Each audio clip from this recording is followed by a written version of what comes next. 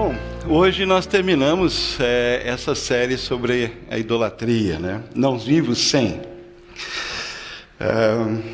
Não foi uma semana muito fácil para mim, não está sendo, não tem sido. Aliás, eu sempre brinco, falo sério, não é brincadeira não, que nunca um ano é mais fácil do que o anterior. Cada vez os problemas são maiores, os desafios crescem e assim é a vida.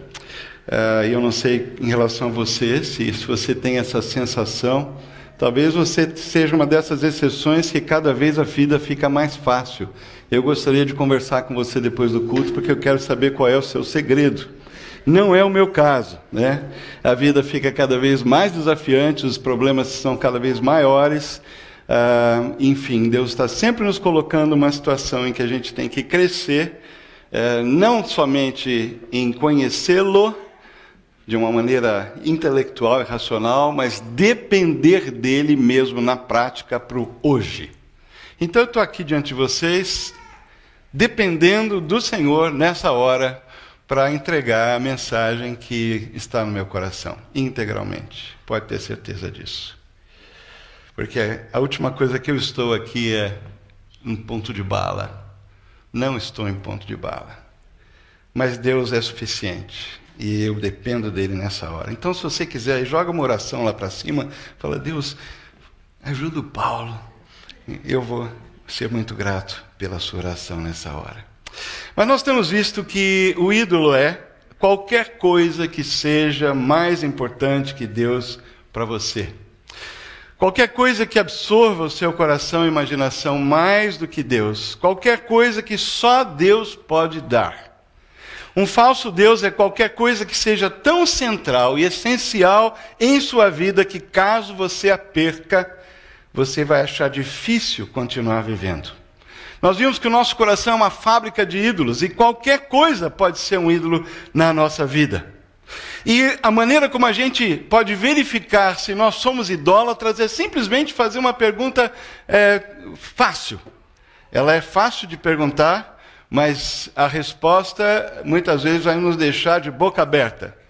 Se você ama alguma coisa ou alguém, se você confia em alguma coisa e alguém mais do que Deus, e se você tem a tendência de obedecer, de seguir, de ser dominado, informado, dirigido por essa coisa, ou Deus, qualquer que seja, você é e eu sou um idólatra. Então esse é o checklist.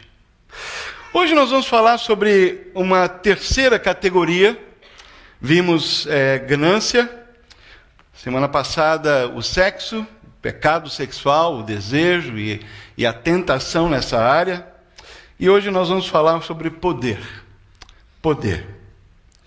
E eu queria abrir com vocês em Evangelho de João, capítulo 18, naquele encontro que Jesus teve com Pôncio Pilatos, o governador romano, que estava lá em Jerusalém. E começando no capítulo 18 do Evangelho de João, versículo 1, vamos ler alguns versículos, e começando diz assim: Tendo terminado de orar, saiu Jesus com seus discípulos e atravessou o vale de Sidrom. Do outro lado havia um olival, onde entrou com eles. Ora, Judas o traidor conhecia aquele lugar, porque Jesus muitas vezes se reunira ali com seus discípulos. E o texto continua, Jesus foi encontrado por um grupo de soldados enviados pelo sumo sacerdote, pelos fariseus, que chegaram lá de noite com tochas, com lanternas e com armas. E Jesus então se apresenta, sou eu que vocês buscam, e aí começa um diálogo com eles, e aí Pedro tenta cortar a orelha do servo do sumo sacerdote. Nós chegamos justamente nesse versículo aí, versículo 10. Simão Pedro trazia uma espada, tirou-a e feriu o servo do sumo sacerdote, decepando-lhe a orelha. O nome daquele servo era Malco. Jesus, porém, ordenou a Pedro: guarde a espada, acaso não haverei de beber o cálice que o Pai me deu? Ninguém faz nada sem poder. Não é possível realizar qualquer coisa sem poder. O poder em si não é ruim. Se nós não tivermos capacidade, capacitação, energia, e habilidade e autoridade para fazer alguma coisa, não vão fazer nada. Sem poder não se vive. O poder é necessário à vida. O problema do poder é quando ele se torna destrutivo. E nesse texto que nós vamos ler, começamos a ler agora, nós vamos ver nesse episódio final da vida de Jesus antes da cruz, como é que o poder foi destrutivo ou se apresentou de uma forma destrutiva naquele momento histórico. Porque aqui a gente tem talvez a tipificação de como o poder pode ser ruim. E a primeira coisa que a gente percebe aqui é o poder que a gente podia chamar o tipo de poder, o poder da espada. Era o poder de Roma. Era o poder que inclusive estava sendo emulado pelos fariseus, pelos guardas do sumo sacerdote, que também estavam vivendo, embora debaixo do poderio romano, representando esse tipo de poder nessa hora. Também com espada, também para prender, também para acuar. O poder da espada, Jesus disse para Pedro, num evangelho paralelo, aquele que usa da espada, morre também pela espada. Não é esse o poder que caracteriza o poder que Deus quer que a gente use, que esteja presente na nossa vida como discípulo de Jesus. E é por isso que Jesus imediatamente disse a Pedro, guarda a espada. E nós vamos fazer a mesma coisa. Porque se nós vivermos a nossa vida baseado no poder bruto da força, nós não vamos muito longe. Nós vamos só semear destruição para nós e para as pessoas que estiverem ao nosso redor. E você não precisa ter um punhal, uma espada e um revólver para usar o poder da espada. O poder da espada é a força bruta, que a gente pode usar com o filho, com a esposa, com o marido, com um colega de trabalho, com o chefe, com um subordinado, uma pessoa fraca, entre aspas, e nós nos sentimos mais fortes. Nós podemos usar a espada, sem dúvida, nessa hora. Mas aquele que vive da espada, perece da espada. E assim, depois de falar isso com Pedro, perguntou, acaso não haverei de beber o cálice que o Pai me deu? Se for necessário, eu morro pela espada. Se for necessário, a espada vai me traspassar, como de fato uma lança o fez algumas horas mais tarde. Mas eu não vou revidar com a força bruta do poder. Poder da espada. E aí, versículo 12, o destacamento de soldados, com o seu comandante e os guardas dos judeus, prenderam Jesus. Amarraram-no. E Jesus disse, sou eu, estou aqui, deixa os meus discípulos irem, eles não têm nada a ver com vocês, me querem. Deixa eles em paz. Mas eles amarraram Jesus de uma maneira truculenta e o levaram primeiramente a Anás, que era sogro de Caifás, o sumo sacerdote daquele ano. Caifás era quem tinha dito aos judeus que seria bom que um homem morresse pelo povo. Nós vamos pular aí o episódio da negação de Pedro, porque não é o que interessa nessa hora, e vamos para o versículo 19. Enquanto isso, o sumo sacerdote interrogou Jesus acerca dos seus discípulos e dos seus ensinamentos. E respondeu-lhe Jesus, eu falei abertamente ao mundo, sempre ensinei nas sinagogas e no templo, onde todos os judeus se reúnem. Nada disse em segredo. Por que me interrogas? Pergunta aos que me ouviram, certamente eles sabem o que eu disse. E quando Jesus disse isso, um dos guardas que estava perto bateu-lhe no rosto. Isso é jeito de responder ao sumo sacerdote? Perguntou ele. E Jesus respondeu, se eu disse algo de mal, denuncie o mal. Mas se eu falei a verdade, por que me bateu? Então Anás, que não era o sumo sacerdote daquele ano, tinha sido no ano anterior, enviou Jesus ao seu genro, Caifás, que era o sumo sacerdote daquele ano, de mãos amarradas. Interessante, né? O sumo sacerdote, o sogro do sumo sacerdote, que tinha sido sumo sacerdote. Tem ali, né, um grupo, um eixo de poder. Mas aqui é o poder da instituição. Porque Jesus é levado amarrado para a autoridade judaica local, que tinha o governo das coisas que tinha a ver com a religião, com os costumes judaicos, a instituição religiosa da época, que também tinha uma característica fortemente política local. O poder da instituição. Você não sabe com quem você está falando? Eu sou o sumo sacerdote. Não, fui. Eu sou o sogro. Agora você vai para o sumo sacerdote, o de verdade. Instituição. Quem você conhece? O partido. As pessoas que andam com você. Aqueles que estão lá para dizer, você é bom, você é o máximo. Porque eles querem também um pouco desse poder. A instituição faz isso. Ela nos dá uma falsa sensação de segurança. Dá uma sensação de que você está num lugar seguro e nada pode tocar você. Esse é o poder usado nessa hora, naquele episódio com Jesus Cristo. A instituição aí era o Sinédrio. Era o governo local de Israel. Os 70 anciãos e o sumo chefe daquela organização, daquela instituição religiosa. Mas, em seguida, ele é levado então para Caifás. E nós vamos pular novamente a outra negação, as duas negações de Pedro, e vamos para o versículo 28, capítulo 18 de João. Em seguida, os judeus levaram Jesus da casa de Caifás para o pretório. O pretório era a casa do governador romano, onde morava Pôncio Pilatos. Lá era o palácio do governo. Lá já estava amanhecendo, e para evitar a contaminação cerimonial, os judeus não entraram no pretório, pois queriam participar da Páscoa. Então Pilatos saiu para falar com eles e perguntou: que acusação vocês têm contra este homem? E responderam eles: se ele não fosse criminoso, nós não o teríamos entregado a ti. E Pilatos então disse: leve-no, julguem-no conforme a lei de vocês. E eles responderam: mas nós não temos o direito de executar ninguém. Protestaram os judeus. O que a gente está vendo aí?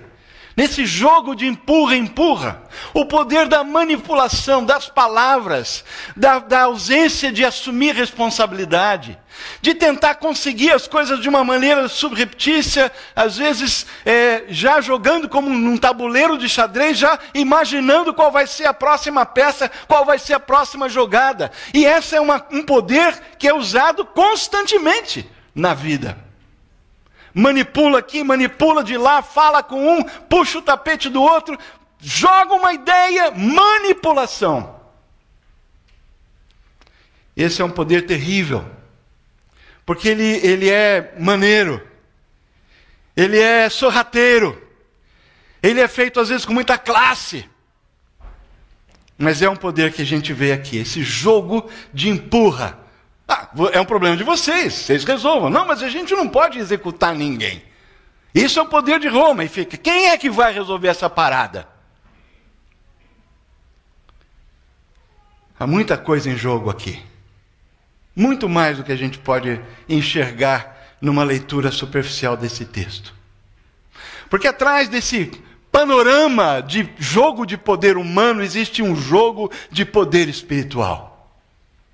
Existe um Deus criador dos céus e da terra, que enviou seu Filho único para morrer aqui no nosso lugar e assumir sobre ele o castigo que é nosso, satisfazer a justiça de Deus e limpar a nossa dívida, rasgar a promissória eterna que nós jamais poderíamos pagar. Para isso Jesus está aqui na terra, para isso ele veio. E o momento está chegando. Mas ao mesmo tempo existem umas hostes espirituais do mal, chefiadas por Satanás, que desejam a todo custo impedir que Jesus culmine esse momento para o qual ele veio.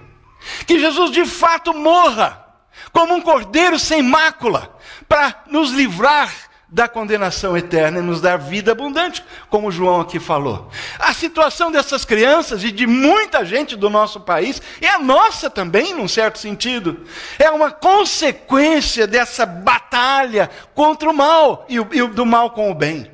E só existe um bom, que é Deus. E é Ele que tem o poder de transformar aquilo que é mal em bom. É Ele que pode invadir as trevas com a luz. E é exatamente isso que está acontecendo aqui.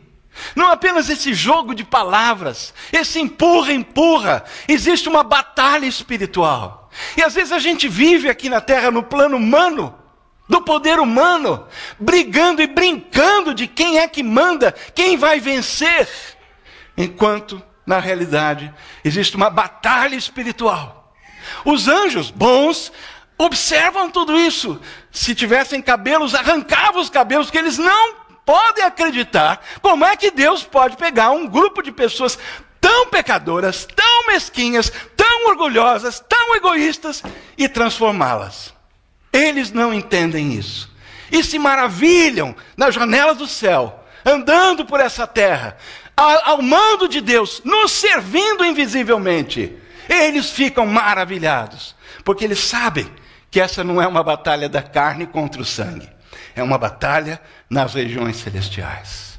Mas nós, do lado de cá, da eternidade, vivemos no meio desse poder da espada, da instituição, lutando com manipulação. E aí algo interessante acontece. Porque no versículo 33, nós lemos: Pilatos então voltou para o pretório, chamou Jesus e lhe perguntou: você é o rei dos judeus? Perguntou-lhe Jesus: essa pergunta é tua?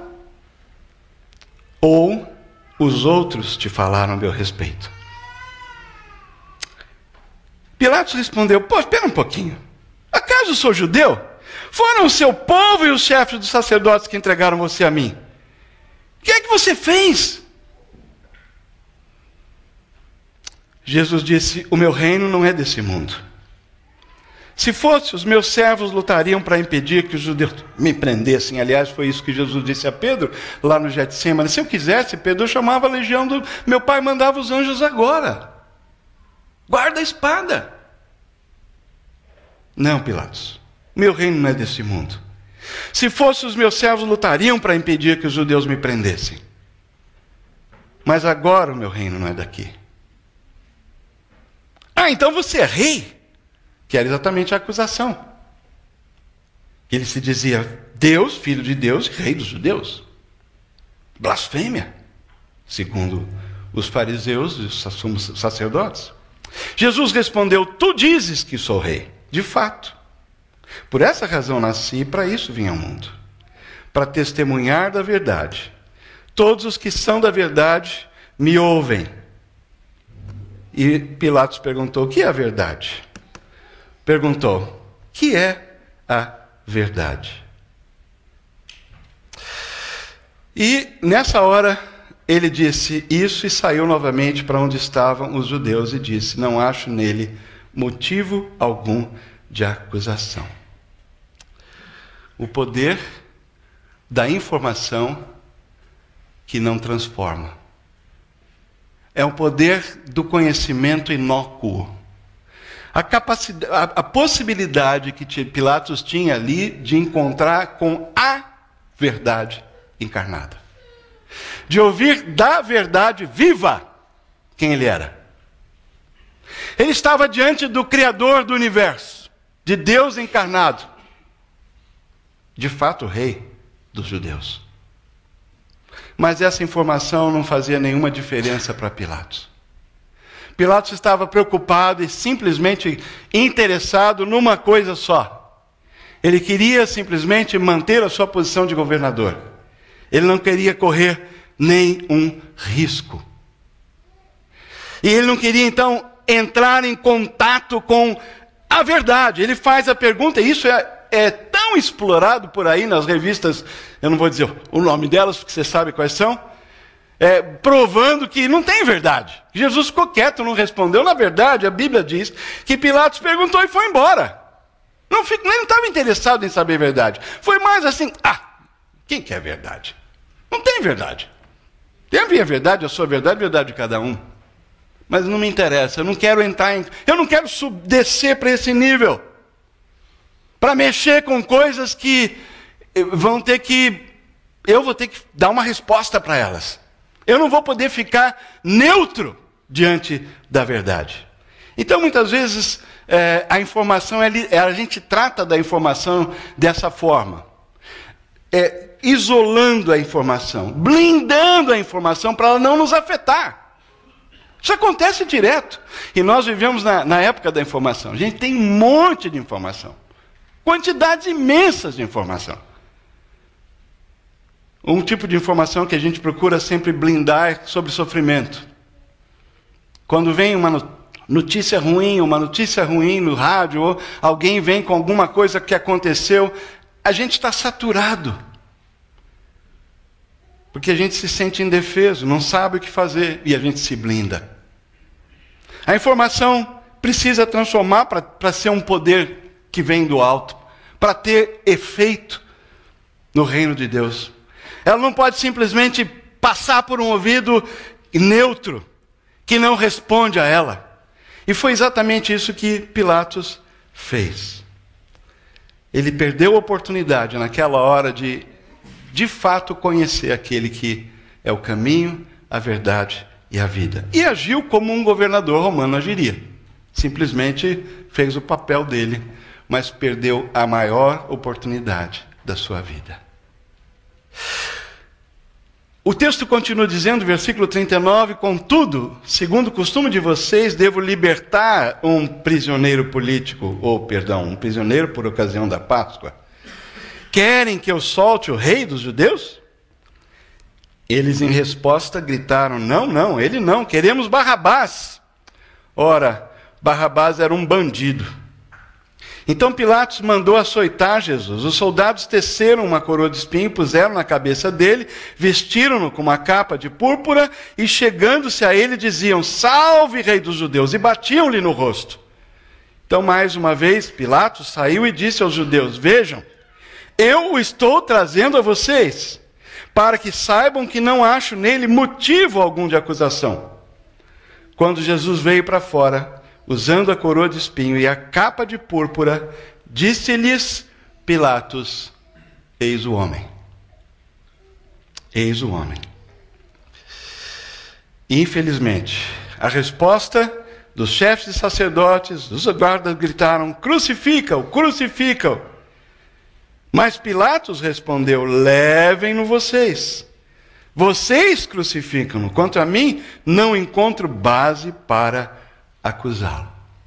Veja bem, aquilo que aconteceu antes, dos judeus tentarem jogar para Pilatos a decisão a respeito de Jesus. Pilatos agora tenta jogar de volta para os judeus a decisão. Ele não está convencido que Jesus merece ser crucificado, que é a punição pior que tem, a pena de morte. Então ele devolve para eles essa tarefa, ou essa decisão. Mas, da parte deles, o que ele ouve simplesmente é, solta Barrabás, crucifica Jesus. Crucifica Jesus. E nós temos aqui, então, uma caracterização desse jogo do poder político, você nunca quer tomar a decisão que vai deixar você mal, ou com a massa, ou com as autoridades, ou com as alianças que você tem. E no caso de Pilatos, ele tem muito a perder, porque uma das coisas que Roma não tolerava, em hipótese alguma, era uma sublevação, era uma insurreição popular. Isso era esmagado com toda a força. As legiões estavam lá para garantirem isso, mas a Judéia tinha uma liberdade maior do que em outros lugares. Havia uma certa autonomia, sim, local. Desde que essa liberdade, autonomia que era dada aos judeus, não prejudicasse esse princípio, essa regra da paz, da Pax Romana. Você pode ter o seu lugar, você pode cultuar para o seu Deus, fica aí no seu lugarzinho, resolve as suas coisas locais, mas quem está controlando é Roma. O imposto vai para Roma. E nada de nenhuma demonstração pública. E toda vez que aparecia um líder local, um zelote ou outro, ele era morto e todos os que saíam contra Roma eram simplesmente dizimados. Então, é isso que está em jogo. E Pilatos não quer correr esse risco. Por isso que ele força, porque o coração lá dentro dele fala assim, mas eu não estou vendo uma razão para crucificar esse cara. Mas, à medida em que Eles insistem na crucificação. E vamos agora para o versículo 7 do capítulo 19. Os judeus insistiram: temos uma lei, e de acordo com essa lei ele deve morrer, porque se declarou filho de Deus. Ao ouvir isso, Pilatos ficou ainda mais amedrontado e voltou para dentro do palácio e aí perguntou a Jesus: de onde você vem? Mas Jesus não lhe deu resposta. De onde você vem? Vou fazer um parênteses aqui, que isso acontece. Minha máquina morreu e eu tenho uma cópia num papel naquela pasta. Detalhe técnico.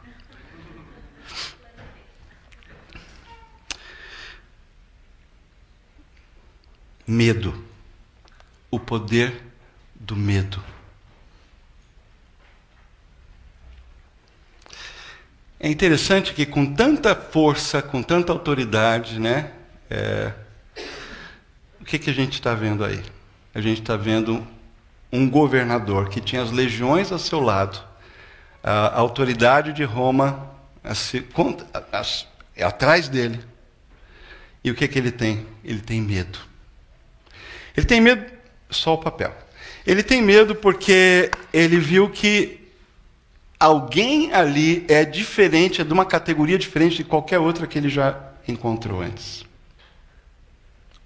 E aí ele está querendo saber, espera um pouquinho, será que tem alguma coisa que eu ainda não entendi? Será que tem alguma coisa acerca desse Jesus que extrapola aquilo que eu já sei sobre ele? E aí ele tem medo. Ele tem medo, mas nessa hora Jesus não responde mesmo. Aí Jesus fica em silêncio. Fica em silêncio porque sabe que esse medo de Pilatos não é um medo necessariamente para a salvação. Não é um medo de alguém que quer se arrepender. Não é um temor de alguém que realmente crê que precisa prestar contas para Deus. Pilatos está mais preocupado com a sua posição e com o poder de Roma do que com o poder de Deus. Ele teve medo, mas esse medo não produziu na vida de Pilatos nenhuma consequência maior. Pelo contrário, esse medo foi canalizado para outra direção. Foi o medo de perder aquilo que ele tinha, de ser demovido da sua posição de autoridade. E aí, versículo 19 diz: você nega falar comigo? Ele não gostou. Não sabe que eu tenho autoridade para libertá-lo e crucificá-lo? Você não sabe com o que você está falando. Não terias nenhuma autoridade, respondeu Jesus, sobre mim, se esta não te fosse dada de cima. Por isso, aquele que me entregou a ti é culpado de um pecado maior. Daí em diante, Pôncio Pilatos, aí sim procurou libertar Jesus. Mas os judeus gritavam: se deixarem esse homem livre, não és amigo de César. Quem se diz rei? Jesus, supostamente, opõe-se a César. Ou seja, Jesus é alguém que está começando uma sedição, uma revolta popular. Esse era o grande trunfo dos judeus com Pilatos. Ao ouvir isso, versículo 13, Pilatos trouxe Jesus para fora, sentou-se na cadeira de juiz, num lugar conhecido como pavimento de pedra. Era o dia da preparação da Páscoa, mais ou menos no meio-dia, e a Páscoa começava ao cair da tarde. O tempo estava correndo. Os judeus queriam resolver logo isso, porque eles eram religiosos.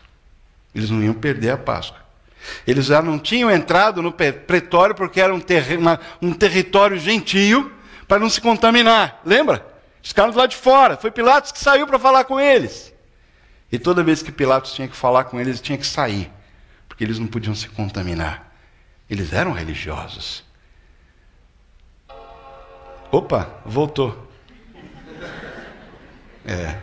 Eu pensei que Apple não tinha essas coisas, mas eu estou mudando meu conceito. Apple, dá um jeito nisso. Enfim, voltando aqui. O que é isso aí? É o poder da ameaça. É o poder da ameaça. E veja que eles estão jogando todos os trunfos, né? Você já jogou aquele joguinho de carta que você coloca aquela carta que manda em todas as outras? Esse é o trunfo final. Quando os líderes dos judeus dizem para Pilatos, olha só, quem diz que é rei é contra César. Aí acabou. Aí chegou, é o golpe de misericórdia. Né? Enfiou a faca e ainda virou. E é exatamente isso que acontece com Pilatos nessa hora. É interessante porque ele ainda tenta dialogar, mas ele já, numa passagem paralela, é exatamente aí que ele lava as mãos. Num ato simbólico, da época, inclusive, não havia nada de especial naquilo. Isso era uma cerimônia, como quem diz, eu tentei, não tem o que eu faça. Vocês é que estão me obrigando a tomar esse passo. Né? Eu estou livre do sangue deste inocente, como se ele pudesse, simplesmente num ato de lavar as mãos, se eximir da responsabilidade pela morte de Jesus Cristo. Ele não podia, de forma alguma, se eximir. Agora, é interessante porque o que acontece é que Jesus é crucificado. E, voltando lá para o nosso texto, e voltando aqui para as minhas anotações agora que estão diante de mim, o que acontece depois da ameaça é que Pilatos está, de fato, governando baseado no poder da opinião pública, que é muito comum no nosso país. Né? O que a maioria decidir, a gente faz. Né? Saiu agora, né, a última pesquisa para as eleições presidenciais. E daqui a pouco sai uma outra dizendo, não é bem assim. E isso tudo, você sabe, né? É tudo científico. Extremamente científico. Enfim, nós vivemos num ambiente em que a manipulação da opinião pública e a opinião pública é levada muito a sério. Porque o poder depende disso. O poder que não vem de Deus. O poder humano, manipulado, ameaçador, da espada, da manipulação, do jogo político, da ameaça, do medo.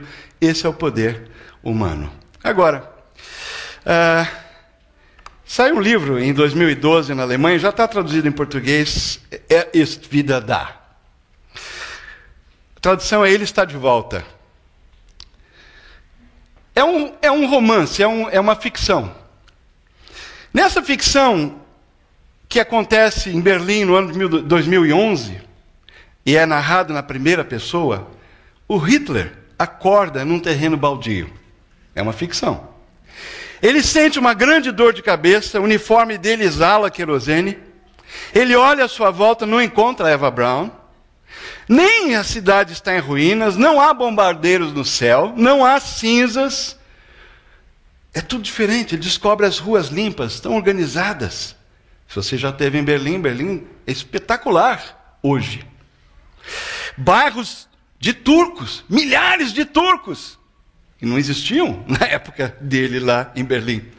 E gente com aparelhos estranhos colados no ouvido, assim começa esse romance a respeito de uma suposta segunda vida de Hitler na Alemanha de Angela Merkel, com 66 anos depois do final da guerra.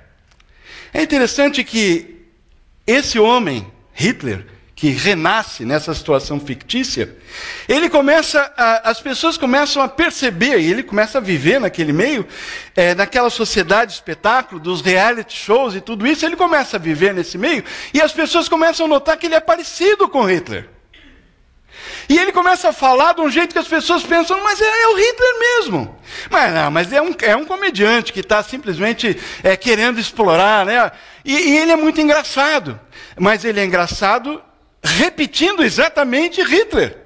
Ele fala e faz e tem as mesmas ideias e começa com aquela maneira como Hitler também chegou sorrateiro e ganhando o seu espaço em 1920, que foi quando ele começou a aparecer lá na Alemanha, da mesma forma. E é interessante que isso é narrado na primeira pessoa, esse livro, e é perturbador, mas ao mesmo tempo cômico, e na medida em que você lê o livro, a gente sabe disso dos comentários e das resenhas, você começa a simpatizar-se com Hitler. E você, de repente, no meio da leitura do livro, você, peraí, é o Hitler. Eu estou achando que ele tem uma ideia boa aqui, e aquela outra boa ideia ali. E ele começa nessa nova vida, nesse romance, ele está de volta. O objetivo do autor exatamente é mostrar como a gente está suscetível a repetir os erros do passado. E uma frase clássica do livro, que sai da boca do Hitler, no livro, nesse livro. Cometer erros é humano, mas a gente tem que aprender com eles as lições dos erros cometidos no passado. Sabe quem diz isso no livro? O Hitler, que vai ganhando seu espaço, que vai ganhando a simpatia. Ele vai para a televisão e começa a emplacar nas redes sociais. Nesse romance, ele está de volta. O problema é que o problema do poder não está do lado de fora, ele está aqui dentro. Do lado de dentro. E quando o orgulho é misturado ao poder, o resultado é inflamável. O orgulho nos faz pensar que estamos certos. O poder nos dá a capacidade de enfiar a goela abaixo dos outros a nossa ideia do que é certo. E o casamento entre o orgulho e o poder leva-nos à beira do demoníaco. Essa frase é de Richard Foster, no seu clássico Dinheiro, Sexo e Poder. Acho que está esgotado, mas se algum amigo, algum parente, alguém está lá na biblioteca, pede emprestado e leia esse livro, porque ele é um clássico. Quando o orgulho mistura com o poder, o resultado é terrível. Mas vamos olhar para o outro lado. Quando a gente começa a estudar as Escrituras e ver na vida de Jesus como é que o poder se manifestou nele, como é que o poder de Deus se manifestou nele, ou nos primeiros cristãos, ou nas Escrituras, em vidas de homens e mulheres de Deus, nós descobrimos alguma coisa, e Foster levanta 7 pontos que eu gostaria de compartilhar com vocês. O primeiro deles que é as marcas do poder espiritual, e a primeira marca é a marca do amor. Eu disse que sem poder a gente não faz nada. Quando Jesus ressuscitou e ficou lá com os discípulos 40 dias, ele mandou que seus discípulos esperassem em Jerusalém até receberem poder do Espírito Santo, para só depois começarem a testemunhar. O poder humano se baseia em linguagem, status, posição, dinheiro, nas nossas ligações, conexões, mas sob o Espírito Santo, o controle do Espírito Santo, o poder de Deus é acompanhado das características de Jesus Cristo, e a primeira delas é amor.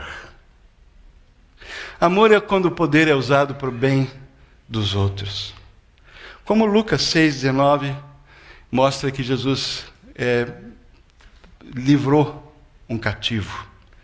Ou como Pedro, na casa de Cornélio, resumiu o ministério de Jesus, que ele recebeu, ele foi ungido, ele recebeu o poder de Deus para fazer, andando por toda parte, fazendo bem. Atos 10, 38. Ou seja, o objetivo do poder usado com amor para o bem dos outros é destruir o mal para produzir o bem.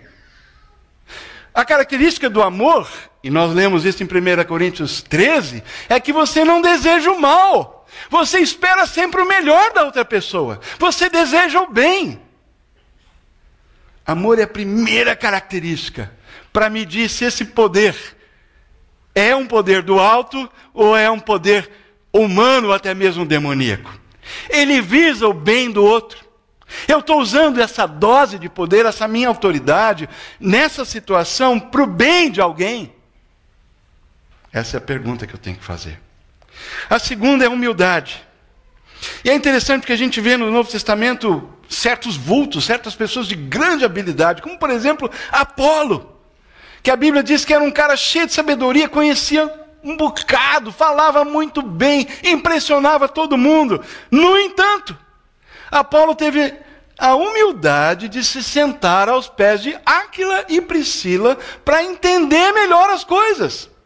Ele foi instruído por um casal, embora ele já estava famoso, ele já era comentado, ele podia ter uma carreira incrível, mas ele se assentou aos pés de Áquila e Priscila, porque não estava pronto. ele precisava de ser desenvolvido. Pedro foi uma pessoa que também teve humildade.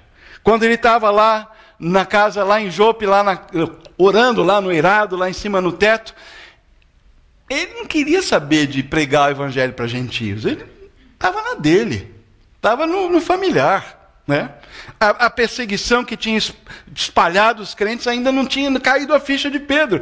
Mas aí ele teve aquela visão do lençol, dos animais impuros e tal. E ele finalmente obedeceu. Chegaram, o pessoal lá na porta batendo. Deus tinha avisado, não tinha como deixar mais clara a coisa. E ele então foi para a casa de Cornélio. E ele reconheceu que ele tinha visão de túnel, né? Como a gente fala, tunnel vision em inglês. Ele só via o seu povo. Mas aí ele entendeu que o evangelho é para todos. Ele pregou a mensagem que 3.000 foram batizados e gente do mundo inteiro ouviu a mensagem na sua respectiva língua. Mas ainda não tinha caído a ficha. Nesse dia caiu. Porque Cornélio, um gentio, recebeu também a bênção da salvação do Espírito Santo. E não havia como negar. Ele reconheceu isso. Ele depois deu esse testemunho. Humildade. Quando ele foi, inclusive, repreendido, né, por Paulo, quando ele e Barnabé se dissimularam, ficaram assim, estavam com gentios, aí chegou o pessoal de Jerusalém, da parte lá dos grandes pastores de Jerusalém, que eram mais judaizantes, e eles se separaram dos gentios. Estava todo mundo comendo na mesa, com liberdade, mas chegou o pessoal de Jerusalém, saíram da mesa, fizeram de conta que não estavam naquela festa lá do churrasco. Né? Churrasco não pode. Né? Os judeus chegaram, os nossos irmãos de Jerusalém, lava a mão, escova o dente, não pode ter cheiro de carne.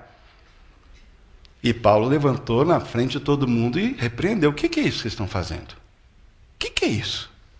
Que dissimulação é essa? Barnabé e Pedro.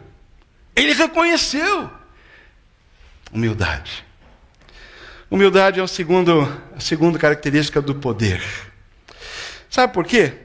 Porque nada mais nós fazemos do que simplesmente usar as capacidades e dons que nós recebemos de Deus. Nada que nós temos é nosso, é de invenção ou de autoprodução. Não existe isso. Tudo vem de Deus. Eu gosto muito dessa passagem de 1 Coríntios 4, versículos 6 e 7, Paulo escrevendo, e Corinto é uma igreja dividida, tinha tudo quanto é partido, o pessoal, eu sou de Paulo, eu sou de Apolo, eu sou de Cefas, e Paulo dá uma bronca, né? E ele diz assim, versículo 6, irmãos, apliquei essas coisas a mim e a Apolo por amor a vocês, para que aprendam de nós o que significa não ultrapassem o que está escrito. Assim, ninguém se orgulha a favor de um homem ou em detrimento de outro. Pois quem torna você diferente de qualquer outra pessoa? O que você tem que não tenha recebido? E se recebeu, por que se gloria como se assim não fosse? Humildade. Como eu preciso disso?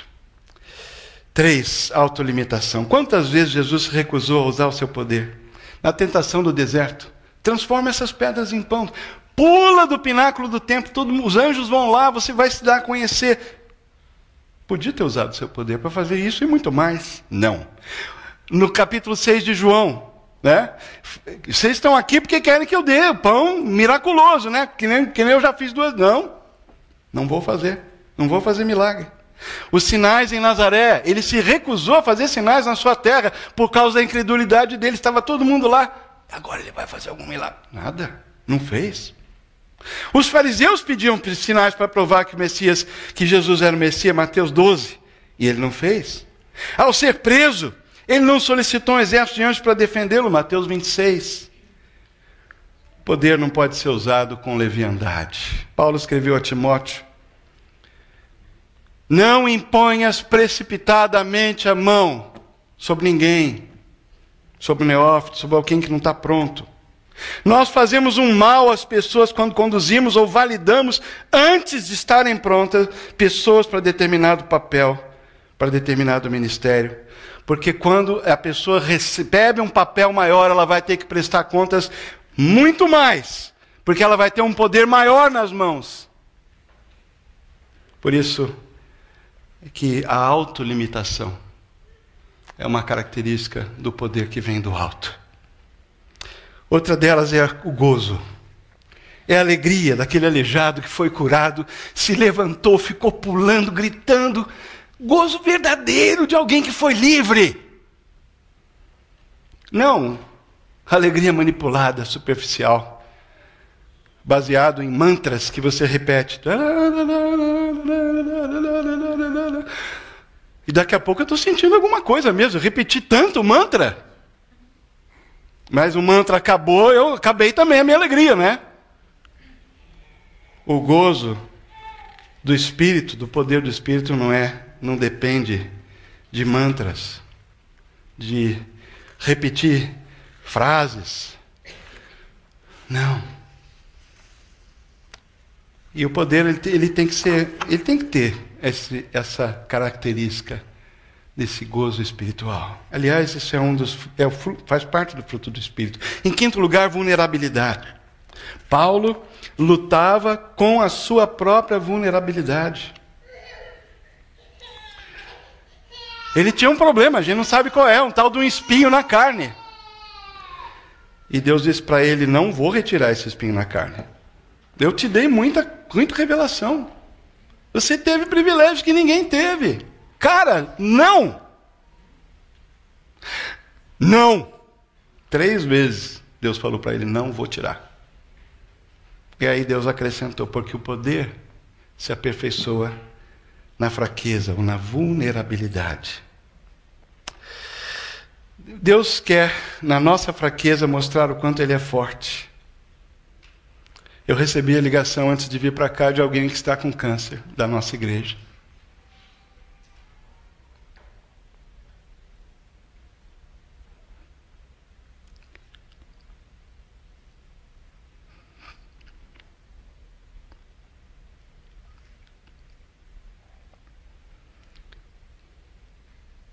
Naturalmente, esse câncer está afetando a vida dela, a vida familiar, a vida profissional. O número de plaquetas está baixando consistentemente, impedindo que a quimioterapia seja realizada já 2 ou 3 vezes.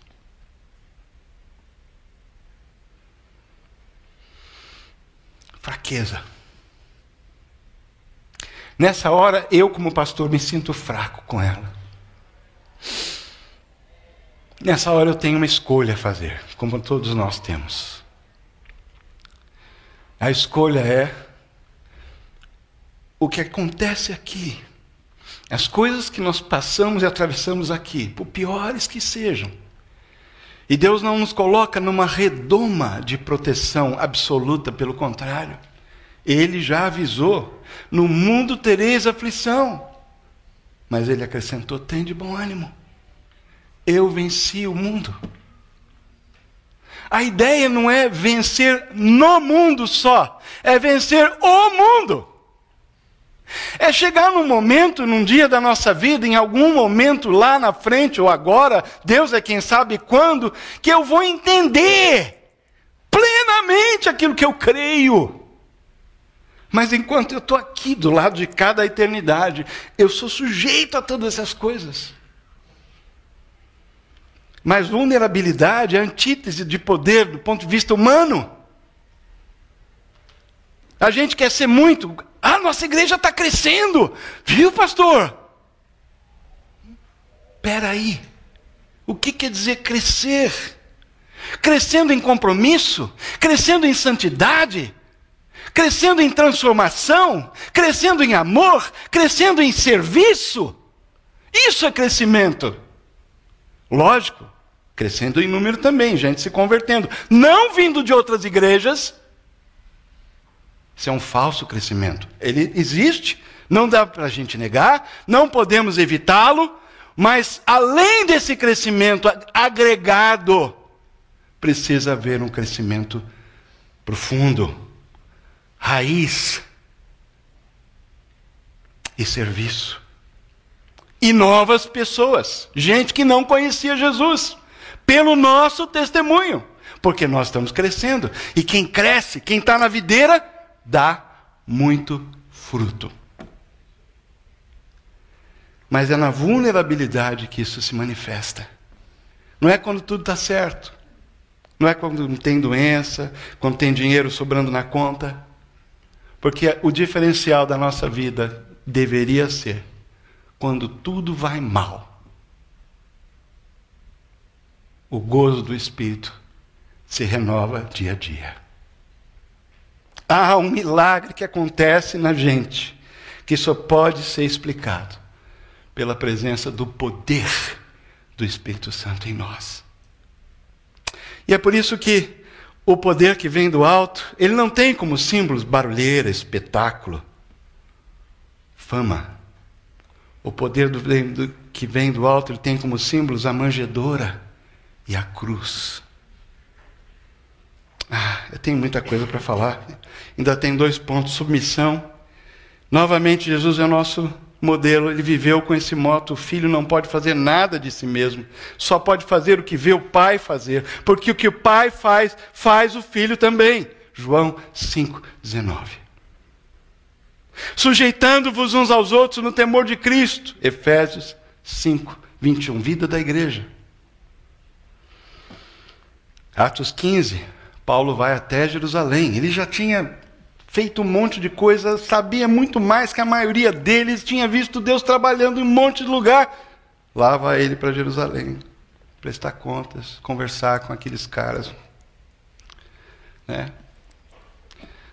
E tá, tudo bem, olha, aconteceu isso, tal, num gesto de paz, de conciliação, de unidade, que ele sempre tentou preservar nas igrejas pelo mundo afora. Submissão. E aí fizeram uma carta com recomendação às igrejas não judaicas. Ele levou essa carta, era lida em todas as igrejas, bonitinho, como o pessoal lá de Jerusalém tinha combinado no concílio. Enfim, submissão. A Bíblia diz que o espírito dos profetas está sujeito aos profetas. Ou seja, não existe esse negócio de Deus me falou e pronto, é a verdade. Deus me falou e eu preciso checar. Primeiro na Bíblia. Porque se ele não falou na Bíblia, eu já devo ficar bem desconfiado. Porque tudo que ele tinha que falar aqui para a minha vida está escrito. Pedro escreveu, tudo foi dado. Então, Deus me falou, peraí, será que eu estou lembrando de alguma coisa que eu li? Ou realmente ele me falou de um jeito diferente, né? Elaborou alguma coisa. Então vamos ver se está na Bíblia. E outra coisa, eu vou conversar com algumas pessoas que eu sei que conhecem bastante as Escrituras, têm maturidade espiritual, para elas me ajudarem a ver se eu estou sonhando, se é simplesmente indigestão da feijoada de ontem, ou se é realmente alguma coisa de Deus. E finalmente a liberdade. Jesus jamais pisou sobre os fracos. O poder de Deus liberta, ele não prende, ele não ameaça, ele não ridiculariza. Para alguns, a liberdade significa liberdade de obedecer, de encontrar paz e perdão. Para outros, é liberdade de seguir o seu caminho, triste como o jovem rico, ou até mesmo escandalizados como os discípulos lá, que está narrado em João 6. Isso é liberdade também que Deus e Jesus nos dá. Nós somos livres. Mas eu espero que a liberdade que nós estejamos desfrutando em Cristo, o poder, se manifesta numa liberdade que é a liberdade para obedecer, a liberdade para promover unidade, a liberdade que é para andar junto, a liberdade que é para buscar os valores do reino. Essa é a liberdade que nós temos que lutar por ela e preservar, como Paulo disse, escrevendo aos Filipenses. Tem tanta coisa, né? Tanta coisa nessa questão de poder.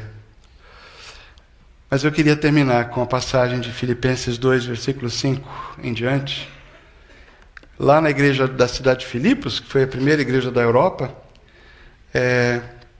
duas irmãs lá que tinha nome que parecia marca de tesoura, Trifena e Trifosa, viviam brigando. E Paulo então escreve algo que se tornou assim um texto espetacular. Dizem que ele incorporou nesse texto um hino que era cantado naquela época, nas igrejas. E a gente não tem a métrica, né, daquela época, não tem a melodia, mas a gente tem as palavras traduzidas.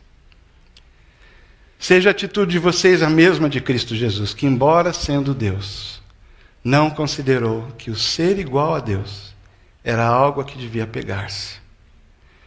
Mas ele esvaziou-se a si mesmo, vindo a ser servo, tornando-se semelhante aos homens. E sendo encontrado em forma humana, humilhou-se a si mesmo e foi obediente até a morte. E morte de cruz. Quando as multidões o seguiam, Jesus, voltando-se, disse-lhes: se alguém quer ser meu discípulo, negue-se a si mesmo, tome dia a dia a sua cruz, então siga-me. Vamos orar. Eu não sei exatamente como Deus está trabalhando na sua vida e o que o Espírito Santo tem feito, falado a você nesses dias, nessas semanas. Eu não posso orar no seu lugar. Eu posso orar por você. Mas eu gostaria de dizer que o propósito dessa série sobre idolatria não é que você simplesmente reconheça que só Deus merece ser adorado na sua vida. Não. Porque quando Moisés lembrou o povo, quando escreveu o livro de Deuteronômio, na despedida, o último sermão dele, antes de morrer, o livro de Deuteronômio, lembrando dos 10 mandamentos e toda a trajetória do povo no deserto, Moisés disse: ouve, Israel, o Senhor nosso Deus é o único Deus. Amarás, pois, o Senhor teu Deus de todo o teu coração, de toda a tua força, de todo o teu entendimento. Não basta simplesmente a gente reconhecer que temos colocado algo ou alguém no lugar de Deus. E de simplesmente, num ato simbólico, ou até mesmo emocional, ou racional, entronizar de volta Deus no trono. Porque Moisés continuou dizendo, e as palavras que hoje eu digo a vocês, vocês estudarão, elas estarão com vocês, diante de vocês, nos umbrais das suas portas, penduradas em vocês, na sua mão, e não apenas presente na vida de vocês, vocês vão pegar essas palavras, vocês vão cumpri-las. E quando vocês cumprirem essas palavras, ou seja, forem obedientes às minhas palavras, aí sim, eu serei verdadeiramente o seu Deus. Eu serei verdadeiramente adorado. Jesus disse aos discípulos, antes de sair para o Getsêmani, lá na ceia, João 14, quem me ama, guarda as minhas palavras. E aquele que guarda as minhas palavras e assim me ama, será amado pelo meu Pai. E eu também o amarei. E virei e farei morada nele. Adorar o nosso Deus significa obedecê-lo, significa segui-lo, significa ouvir a sua voz. Não como Pilatos, que deixou passar a oportunidade de se arrepender e de conhecer a verdade. Não como Judas, que usou aquele período de convivência com Jesus só de olho na fama, na prosperidade, no sucesso. Não. mas como o próprio Jesus, que sendo Deus, deixou a glória, se esvaziou, se tornou homem, servo e criminoso no nosso lugar. E hoje ele tem um nome que está acima de todo nome, exaltado acima de todos os seres do universo. Esse é o nosso Senhor Jesus Cristo. E ele nos chama hoje a um retorno, a uma nova conversão, a um arrependimento do nosso coração, a um retorno à sua palavra, a um retorno àquela música que eu cantava quando era criança, crer e observar, ou seja, crer e obedecer. Não há outro caminho. O fiel obedece ao que Cristo mandar. Senhor, obrigado, porque a gente pode, em contato com a sua palavra, ser revivificados. A gente sai da nossa letargia, da nossa frieza, às vezes, ou do nosso distanciamento espiritual. E a gente volta para ser abraçado pelo Senhor. Nessa manhã, é isso que eu peço, ó Pai.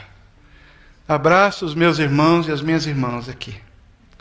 E aqueles que ainda estão aqui pesquisando, ouvindo, chegando perto, verificando, Senhor, revela o teu amor a eles.